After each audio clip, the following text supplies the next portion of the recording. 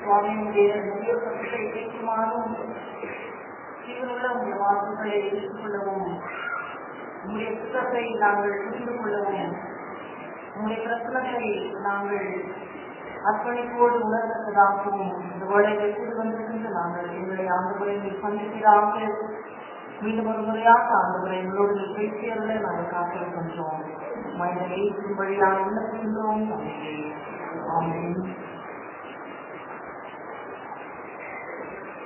ஆண்டவராக இயேசு கிறிஸ்து உயிர்த்தெழுந்த நாளுக்கு பிறகு வருகின்ற முதலாம் ஒரு நாளின் இந்த நாளுக்குரிய சபைக்கு empowered by the risen Lord, உயிர்த்தெழுந்த ஆண்டவராக இயேசு கிறிஸ்துவை சந்தித்து ஆற்றல் பெறுதல் என்கின்ற தளத்தின் கீழ் ஆண்டுடைய செய்தியை கேட்க நம்மை ஆழ்த்துப்படுத்திக் கொள்வோம். உயிர்த்தெழுந்த ஆண்டவராக இயேசு கிறிஸ்துவை சந்தித்து ஆற்றல் பெறுதல், empowered by the risen Lord Jesus. மனிதர்களாகிய நம்முடைய வாழ்க்கையிலே ஒவ்வொரு சந்திப்பும் ஒவ்வொரு அனுபவமாக இருக்கின்றது. அந்த அனுபவத்தின் விளைவாக நம்முடைய மனநிலையும் இருக்கின்றதை நாம் தெரிந்து கொண்டிருக்கின்றோம், நாம் அனுபவித்துக் கொண்டிருக்கின்றோம். Every meeting or every encounter is an experience, and that experience leaves us either enriched, empowered, or there is a negative response to that experience. ஒவ்வொரு சந்திப்பும் ஒருவேளை அனைத்து வேளைகளிலே நாம் விதமாக கூட கேட்டிருப்போம். ஒரு மனிதனை பார்த்து அல்லது ஒருவரை பார்த்து சந்தித்த பிற்பாடு அந்த அம்மாவை அந்த அப்பா நான் பார்த்துட்டு வந்தேன், எனக்கு மனசுல எவ்வளவு திருப்தியா இருக்கு, மன நிறைவோடு நான் திரும்பி வந்திருக்கின்றேன் என்று சொல்லுகின்றவர்களை நாம் கேட்டிருக்கின்றோம். அவங்க முகத்துல பார்த்தா எவ்வளவு பிரகாசமா இருந்தது, என்னுடைய மனதிற்கு ரொம்ப நிம்மதியா இருந்தது, அவங்களோட நான் பேசிட்டு வந்தது என்னுடைய மனதிற்கு ரொம்பவும் நிம்மதியாக ஒரு சமாதானமாக இருக்கின்றது என்று சொல்ல நாம் கேட்டிருப்போம். அது நம்முடைய அனுபவமாக கூட இருந்திருக்கக்கூடும். அல்லது வேறு விதமாக நாம் பார்க்கின்ற பொழுது, அதற்குரிய வேற்றுமை பார்க்கின்ற பொழுது, ஐயோ நான் வருட வழியில ஒருத்தர் நான் பார்த்துட்டு வந்தேன், அவரோட பேசினதன் விளைவாக எனக்குள்ள அவ்வளவு கோபம் பொங்கி எழுந்திருக்கிறா என்று சொல்லி அந்த ஒரு அனுபவத்தையும் கூட ஒருவேளை நம்முடைய அனுபவமாக இருந்திருக்கக்கூடும், அல்லது சிறர் சொல்ல நாம் கேட்டிருக்கக்கூடும். விதமாக ஒவ்வொரு சந்திப்பும் ஒரு அனுபவத்திற்குள்ளாக நம்மை நடத்துகின்றது. அந்த அனுபவத்தின் விளைவாக நம்முடைய மனநிலையும் அதற்கேற்றவாறு அமைகின்றது. ஒரு சின்ன சிறு பெண் தன்னுடைய ஓய்வு நாள் பாடசாலை ஆசிரியரை பார்த்து விதமாக கூறினாள், அங்கிள் உங்களுடைய முகம் எவ்வளவு பிரகாசமா இருக்கு, நீங்க இப்பதான் பரலோகத்துக்கு போயிட்டு வந்தீங்களா அப்படின்னு சொல்லி அந்த சிறு பெண் அந்த சண்டே ஸ்கூல் டீச்சரை பார்த்து கேட்ட பொழுது அவர் சொல்றார், அந்த சிறு பெண்ணை பார்த்துட்டு கொஞ்சம் நகைத்து அவர் சொல்றார், இல்லம்மா இப்பொழுதுதான் நான் இயேசுவானவரிடம் நான் உரையாடலுக்கு வருகின்றேன். I have just met Lord Jesus, I have spoken to him and I have written, and that is why my face is so radiant. அகத்தின் அழகு முகத்தில் தெரியும் என்ற சூத்திரத்தினங்க நம்முடைய ஒவ்வொரு சந்திப்பும் ஒவ்வொரு அனுபவத்தையும் நம்முடைய மனநிலை முகம் என்கின்ற கண்ணாடி அதை நமக்கு காண்பிக்கின்றதாக இருக்கின்றது. மகிழ்ச்சியோடு நாம் இருக்கின்ற பொழுதும் அல்லது துக்கத்தோடு நாம் இருக்கின்ற பொழுதும் கோபத்தோடு நாம் இருக்கின்ற பொழுதும் பகை என்கின்ற குரோதம் நமக்குள்ளாக இருக்கின்ற பொழுதும் எல்லாவற்றையும் முகம் என்கின்ற கண்ணாடி நமக்கு காண்பிக்கின்றதாக இருக்கின்றது. ஆன்மீக வாழ்க்கையில ஒருவேளை திருமறையின் அடிப்படையிலே நாம் பார்க்கின்ற பொழுது உயிர்த்தெழுந்த ஆண்டவராக இயேசு கிறிஸ்துவை சந்தித்த நபர்களுடைய வாழ்க்கையிலே ஏற்படுகின்ற மாற்றங்கள், உயிர்த்தெழுந்த ஆண்டவராக இயேசு கிறிஸ்துவை சந்தித்து அந்த சந்திப்பின் விளைவாக அவர்கள் பெற்றுக்கொண்ட அனுபவம், அந்த அனுபவத்திற்கு அவர்கள் கொடுத்த கீழ்ப்படுதலான அவர்களுடைய அந்த தன்மை, அதன் விளைவாக அவருடைய வாழ்க்கையில ஏற்பட்ட முழுமையான மாற்றத்தை திருமறையிலே அநேக பாத்திரங்களின் வாழ்க்கையை நாம் பார்க்கின்றோம். குறிப்பாக இந்த நாளிலுமாய் நாம் வாசித்து கேட்ட 3 திருமறை பாடங்களையும் தெளிவாக இதனை நமக்கு எடுத்து காட்டுகின்றது.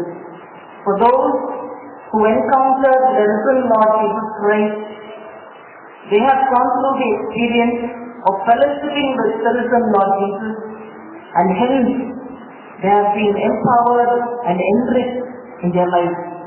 There has been a total transformation, a total change. முதலாவதாக வாசித்து கேட்ட அப்போஸ்தலர் நடவடிக்கைகள் 20ஆம் அதிகாரத்தில் பவுல் என்பவரை நாம் அங்கு பார்க்கின்றோம்.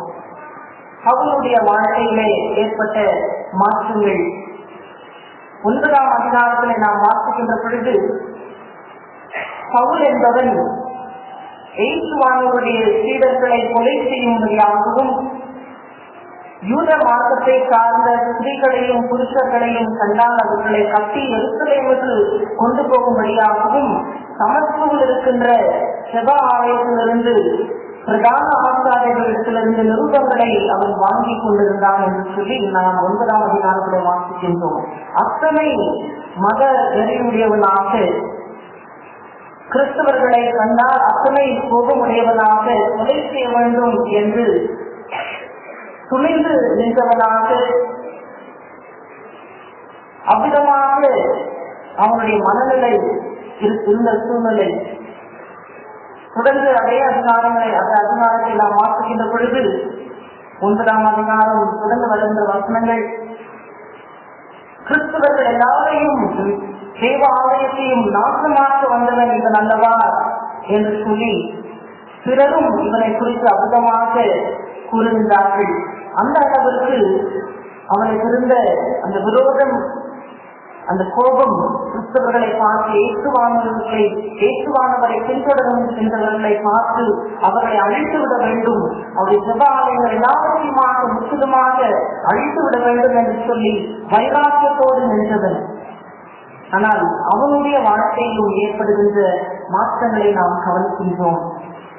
20ஆம் அதிகாரத்தை நாம் வாசிக்கின்ற பொழுது, பவுல் என்பவர் சபை மூப்பர்களை அழைத்து, நான் உங்கள் மத்தியிலே இருக்கின்ற பொழுது என்னுடைய நிலைமையை நீங்கள் அறிந்திருக்கின்றீர்கள், ஆனால் இப்பொழுதோ தேவனுக்கேற்ற மனம் திரும்புதலையும் நற்செய்தியின் சுவிசேஷத்தையும் உங்கள் அனைவருக்காகவும், யூதருக்காகவும், கிரேக்கருக்காகவும் நான் பிரசங்கித்து சாட்சியாக நான் கூறுகின்றேன் என்பதாக அவருடைய மாற்றத்தை இங்கு நாம் பார்க்கின்றோம்.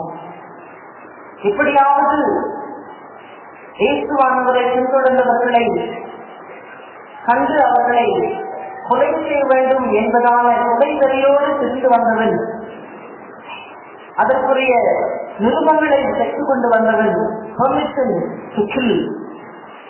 இன்று நாம் பார்க்கின்ற பொழுது தேவனுக்கேற்ற மனம் திரும்புதலையும் நற்செய்தியின் சுவிசேஷத்தையும் எல்லோருக்காக, யூதருக்கும் கிரேக்கருக்கும் எல்லோருக்காகவும் சாட்சியாக நான் அறிவிக்கின்றேன் என்று சொல்லி அவனுக்குள்ளாக ஏற்பட்டிருக்கின்ற மாற்றத்தை இன்று நாம் கவனிக்கின்றோம். தொடர்ந்து 20ஆம் அதிகாரத்தை நாம் பார்க்கின்ற பொழுது, என்னுடைய ஓட்டத்தை நான் சந்தோஷத்தோடு முடிக்கத்தக்கதாகவும் சுவிசேஷத்தை பிரசங்கம் செய்யவும் இயேசுவிடத்திலிருந்து நான் பெற்ற ஊழியத்தை நிறைவாய் பரிபூர்ணமாய் நிறைவேற்றவும் நான் விருப்பமாய் இருக்கின்றேன். That is my heart's desire now. Once I wanted to kill the followers of Jesus, but now a total transformation. I want to fulfill what the Lord requires of me.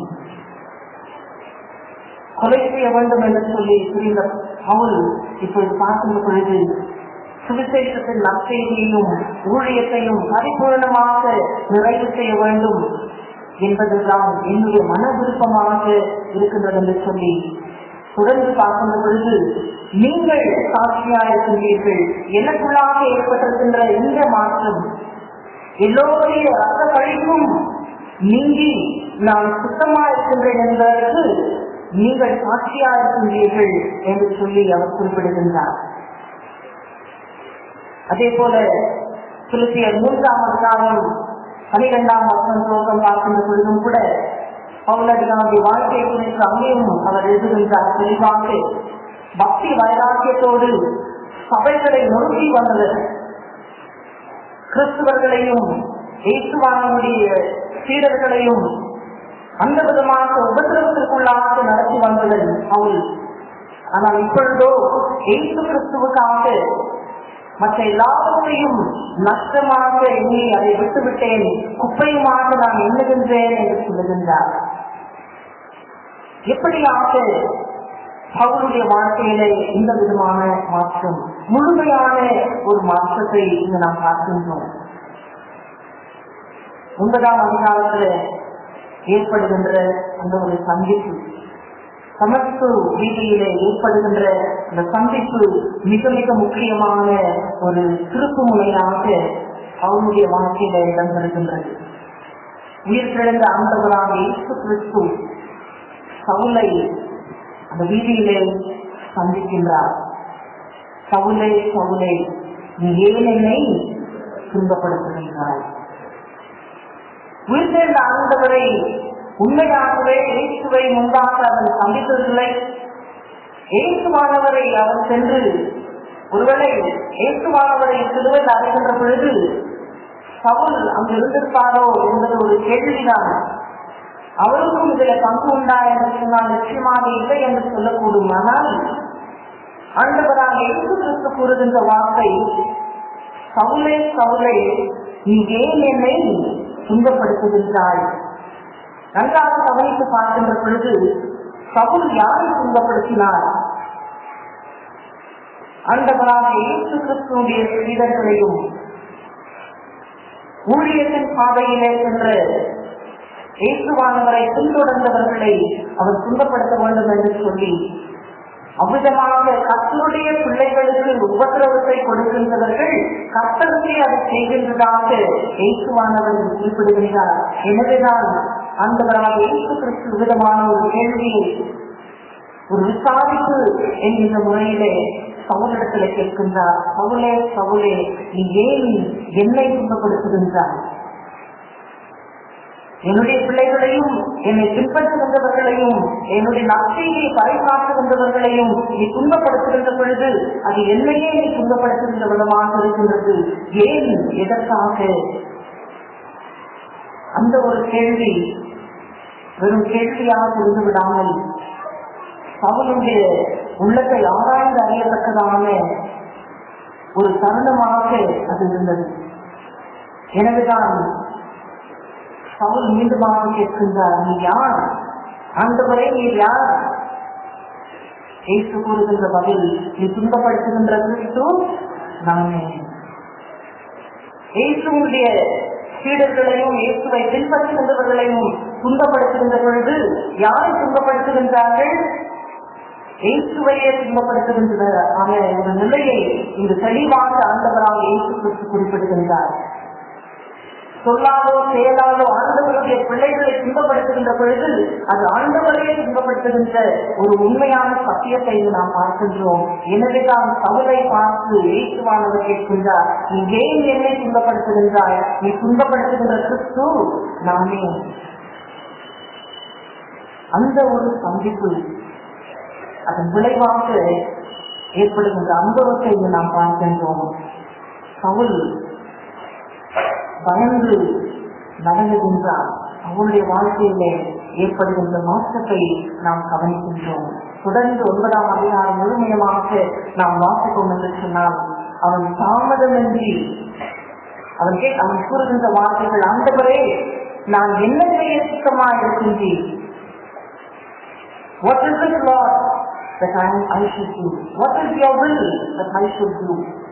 அர்ப்பணிப்பை நாம் பார்க்கின்றோம். அந்த சந்திப்பின் வாயிலாக, அந்த விசாரத்தின் வாயிலாக, அந்த அனுபவத்தின் வாயிலாக சவுல் தன்னையே அவன் அர்ப்பணிக்கின்ற ஒரு நிலையை அங்கு நாம் பார்க்கின்றோம்.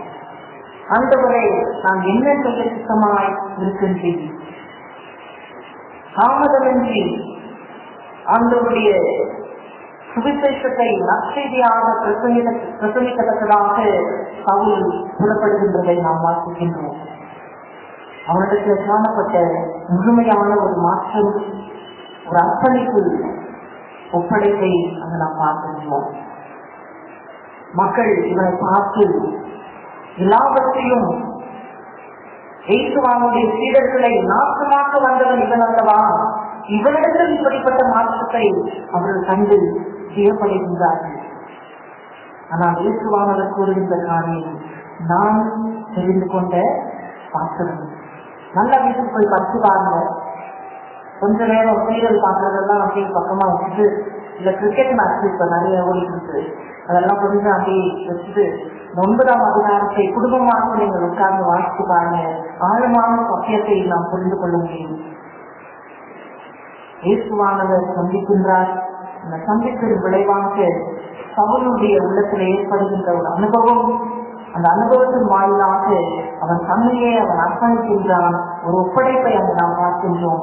ஆண்டவரை நாம் என்ன செய்ய சுத்தமாக சொல்லி கூறும் ஆண்டவரே, தாமதமின்றி அவன் சென்று நற்செய்தியை பிரசங்கிக்க ஆரம்பிக்கின்றான். கொலை செய்ய வேண்டும் என்று சொல்லி அதற்குரிய பகுதியை பெற்று வந்த அவன் வீதியிலே அவனுக்கு ஏற்படுகின்ற மாற்றம், உள்ளத்திலே அவனுடைய அர்ப்பணிப்பை நாம் பார்க்கின்றோம். அவனுடைய வாழ்விலே முழுமையான ஒப்படைப்பை நாம் காண்கின்றோம்.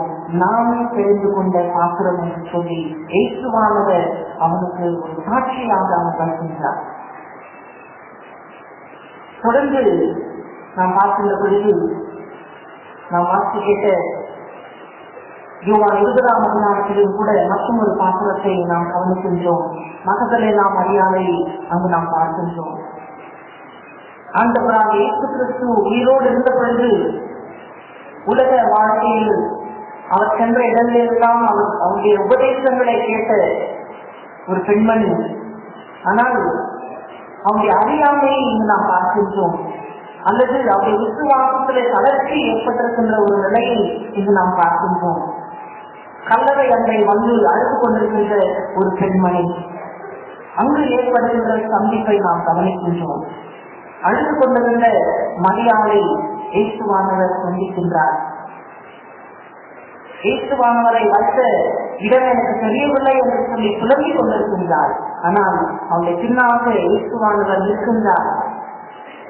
அவள் திரும்பி பார்த்து அது இயேசுதான் என்று சொல்லி கண்டு கொள்ள அவளால் இயலாமல் போகிறது.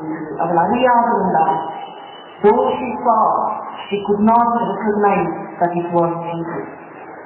மரியாதை என்று சொல்லி இயேசுவானவர் அழைக்கின்ற பொழுது அப்பொழுது அவள் கண்டு கொள்கிறார். இயேசுவானவருடைய அந்த பராமரிப்பை நாம் பார்க்கின்றோம். The considerate love of Jesus that is extended to her. உடனடியாக ஆண்டவராக இயேசு கிறிஸ்துவை சந்தித்து அங்கு ஏற்படுகின்ற அந்த உரையாடல் மூலமாக மரியாதைய வாழ்க்கையிலே ஏற்படுகின்ற ஒரு மாற்றத்தை நாம் கவனிக்கின்றோம். கடவீன சாஸ்திரமாக அழுது புலம்பிக் கொண்டிருந்த ஒரு பெண்மணியை இயேசுவானவர் சந்திக்கின்றார். இயேசுவானவரை பிறகு அடையாளம் கண்டு கொண்ட அவள் விரைவாக சென்று இந்த ஒரு சத்தியத்தை அவள் அறிக்கை செய்கிறாள். She is proclaiming. It is not just saying, she is going and testifying. அவள் சென்று அறிக்கை செய்கின்றார். இயேசுவானவரை சந்தித்ததையும் அவர் உரையாடின அனைத்தையும் சீடர்களுக்கு அவள் சென்று தைரியமாக சென்று கூறுகின்றதை நாம் பார்க்கிறோம்.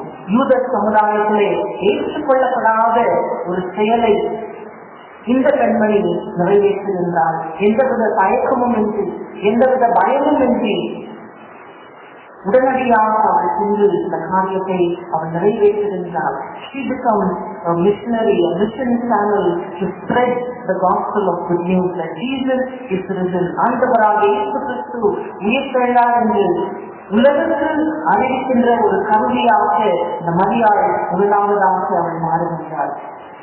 பயத்தோடும் கலக்கத்தோடும் நம்பிக்கையற்ற நிலைமையிலே கல்லறை அன்றையிலிருந்து அழுது கொண்டிருந்த இந்த பெண்மணியுடைய வாழ்க்கையிலே அந்த சந்திப்பு மிக முக்கியமாக இருந்தது. அதுக்குள்ளாக ஏற்பட்ட அந்த அனுபவம் அதன் மூலமாக அவருடைய வாழ்க்கையிலே ஆண்டவர் அவளுக்கும் ஒரு ஆற்றலை தந்து நற்செய்தியை சென்று அறிவிக்கத்தக்கதாக அவருடைய வாழ்க்கையிலே அப்படிப்பட்ட ஒரு மாற்றத்தை நாம் பார்க்கின்றோம். கடைசியாக மூன்றாவதாக நாம் வாசி கேட்ட பழைய பாட்டின் பகுதி ஆதியாகமம் 28ஆம் அதிகாரத்திலே பார்க்கின்ற பொழுது யாக்கோபுடைய வாழ்க்கையில நடைபெறுகின்ற ஒரு முக்கியமான ஒரு நிகழ்ச்சியை நாம் கவனிக்கின்றோம். மிக அருமையான ஒரு நிகழ்ச்சியை நாம் பார்க்கின்றோம்.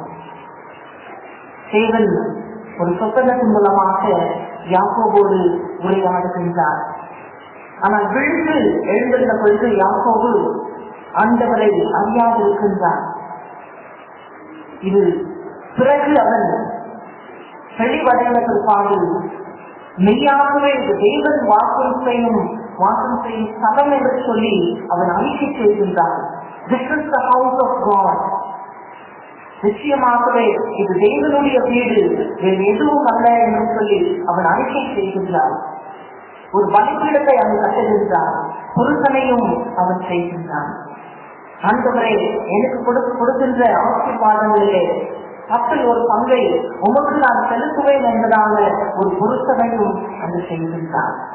அனைத்து நேரங்களிலே தீர்மானங்களே ஆண்டவருடைய பிரசனத்தை உணராதவர்களாக அப்படிப்பட்ட கிறிஸ்தவர்களாக நாம் இருக்கின்றோம். Many a times we seem to be ignorant of the presence of God. அவருடைய நாமத்திலே நாம் கூடி வருகின்றோம். பரிசுத்த ஸ்தலம் என்று சொல்லி நாம் கூடி வருகின்றோம். பரிசுத்த இறைவனை தொழில் செய்யும்படியாக நாம் கூடி வருகின்றோம். ஆனால் அநேக நேரத்திலே நம்முடைய சொற்களும் நம்முடைய செயற்பாடுகளும் பரிசுத்த இறைவன் நம் மத்தியிலே வாசம் செய்கின்றார் என்கின்ற சத்தியத்தை அப்பால் வைத்துவிட்டு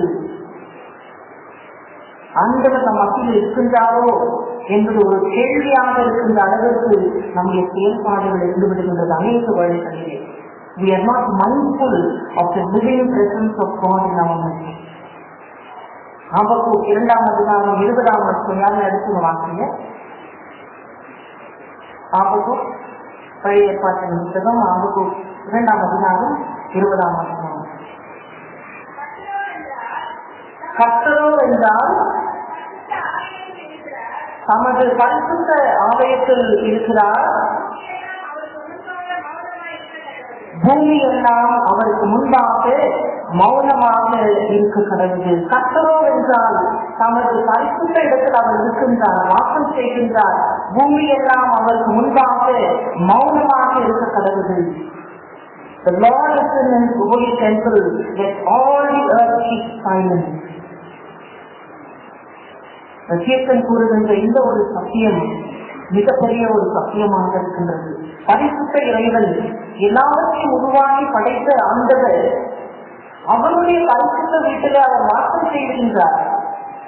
உருவாக்கப்பட்ட மனிதராகிய நாம் நம்மையே தாழ்த்தியவர்களாக அமைதியோடு அவருடைய பரிசுத்த சமூகத்தில் இருக்க வேண்டும் என்று சொல்லி கீர்த்தன் உரைக்கின்ற வார்த்தை. ஜீவனுள்ள தேவன் நம் மத்தியிலே இருக்கின்றார். நம்மை நாம் தாழ வேண்டும். சர்வ லோகாதிபதி சர்வத்தை படைத்து தன்னையே தாழ்த்தி மரணத்துக்கு ஏதுவாக சென்று மறித்து உயிரோடு எழுந்த ஆண்டவராக இயேசு கிறிஸ்து நம் மத்தியிலே ஜீவனுள்ள ஆண்டவராக இருக்கின்றார். உலகம் முழுவதும் அவருக்கு முன்பாக மௌனமாக இருக்க கடவுள். ஆனால் நடைமுறையில் நடக்கின்ற காரியம் இதற்கு எதிர்மாறான ரீதியில் நடக்கின்றதை நம்மால் மறுக்க முடியாத ஒரு உண்மையாக இருக்கின்றது. திருச்சபைகள் இதற்கு விதிகள் இல்லை என்பதை மிக வருத்தத்தோடு நான் தெரிவித்துக் கொள்கின்றேன். ஏனென்று சொன்னால் கிறிஸ்தவர்கள் என்று சொல்லி நம்மை நாமே அழைக்கின்றோம். ஆனால் ஆண்டவராக இயேசு கிறிஸ்து நம் மத்தியிலே சிவனோடு இருக்கின்றார் என்பதை அவருடைய பரிசுத்த பிரசனம் நமக்குள் வாசம் செய்கின்றது என்பதை அநேக வேளைகளிலே மறுதளிக்கின்றவர்களாக மறந்து விடுகின்றவர்களாக அல்லது ஏற்றுக்கொள்ள இயலாதவர்களைப் போலவோ அல்லது அறியாமல் இருக்கின்றவர்களைப் போலவோ நாம் நடந்து கொள்கின்றோம். We are ignorant or innocent or do not want to accept all. We are above all of this because of our own pride, that we cannot acknowledge the the presence of God. யாக்கோபு கூறுகின்ற வண்ணமாக, இது தேவனுடைய வீடே அல்லாமல் வேறு ஒன்றுமில்லை, இது வானத்திற்கு வாசல் என்று சொல்லி அவன் கண்டுகொள்ளுகின்றான். பலிப்பிடத்தை கட்டுகின்றான். ஒரு சமயம் அவன் செலுத்துகின்றான். பவுலை பார்த்து இயேசுவானவர் கேட்ட கேள்வி, சவுலே சவுலே ஏன் என்னை துன்பப்படுத்துகின்றார்? துன்பப்படுத்துகின்ற கிறிஸ்து நானே சொல்லுகின்றது. உணர்ந்தவனாக தன்னையே அர்ப்பணித்த சவுல், ஆண்டவரே நான் என்ன செய்ய சித்தமாக இருக்கின்றேன்? இயேசுவானவர் நாம் தெரிந்து கொண்ட பாத்திரம் நீ என்று சொல்லி அவனை பயன்படுத்துகின்றார். ஆற்றல் பெற்றவனாக தாமதமின்றி சென்று நற்செய்தியை பறைசாற்றுகின்ற பவுல் அவனுடைய வாழ்க்கையிலே ஏற்பட்ட மாற்றம். அழுது புலம்பிக் கொண்டிருந்த மரியாதை சந்திக்கின்றார் இயேசுவானவர். மரியாதை என்று அழைத்து அவளையும் சந்தித்து ஆற்றல் பெற்றவளாக அந்த பெண்மணியை நற்செய்தி அறிவிக்கின்ற வல்லமையான ஒரு கருவியாக இயேசுவானவர் பயன்படுத்தினார். உடனடியாக பயமின்றி தயக்கமின்றி யூத சமுதாயத்தின் கலாச்சாரத்திற்கு எதிராக நின்றவள் மரியாதை நல்ல ஒரு பாத்திரமாக சென்று நற்செய்தி அறிவிக்கின்றார். யாக்கோபு கர்த்தருடைய பிரச்சனத்தை உணர்ந்தவராக, தன்னையே தாழ்த்தியவராக, இது பரிசுத்த இறைவன் வாசம் செய்யும் பரிசுத்தமானவருடைய வீடு அல்லாமல் வேறு ஒன்றுமில்லை என்று உணர்ந்தவனாக கர்த்தருக்கு பலிபீடத்தை கட்டி பொறுப்புகளை செலுத்துகின்றார். கிறிஸ்துவுக்குள் பிரியமானவர்களே, காலை வேளையிலே நம்ம நாமே ஆராய்ந்து பார்க்கணும். உயிர் தெழுந்த ஆண்டவராக இயேசு கிறிஸ்துவை நாம் சந்தித்திருக்கின்றோமா? அப்படிப்பட்ட அனுபவத்திற்குள்ளாக நாம் கடந்து வந்திருக்கின்றோமா? நிச்சயமாகவே நாம் சந்தித்திருக்கின்றோம் என்று சொன்னால் நம்முடைய வாழ்க்கையிலும் நன்மைக்கு ஏதுவான, நல்லதற்கு ஏதுவான, நற்செய்திக்கு ஏதுவான, இறை ராஜ்யத்தின் இறை அரசின் தகவலுக்கு ஏதுவான மாற்றங்கள் நம்முடைய வாழ்க்கையில் காணப்பட வேண்டும் அல்லவா? ஆண்டவர் நம்மை பார்த்து என்ன கேள்வி கேட்டார்? அல்லது பவுலுக்கு கூறிய வண்ணமாக நாம் தெரிந்து கொண்ட பாத்திரம் என்று சொல்லி அப்படியாக நம்மையும் ஒரு சாட்சியாக அவர் கூறுவாரா? நம்மை நாம் ஆராய்ந்து பார்க்கணும். இங்கிருந்து கடந்து போகின்ற வரையிலே ஆண்டுடைய பிரச்சனத்தை நாம் உணர்ந்தவர்களாக, கர்த்தருடைய பரிசுத்த பிரச்சனம் நிரம்பப்பட்ட ஒரு ஸ்தலம், நாம் பரிசுத்த கூட்டமாக இருக்கின்றோம், பரிசுத்த இறைவனை நாம் வழிபடுகின்ற கூட்டமாக இருக்கின்றோம் என்று சொல்லி இப்பொழுதும் எல்லா நேரத்திலும் அதை உணர்ந்தவர்களாக அதற்கேற்றவாறு நம்முடைய வாழ்க்கை முறைகளை நாம் அமைத்து நம்மிலும் மாற்றங்களை காணத்தக்கதாக ஆண்டவர் நம்மை வழிநடத்தி காப்பானாக. ஆமென்.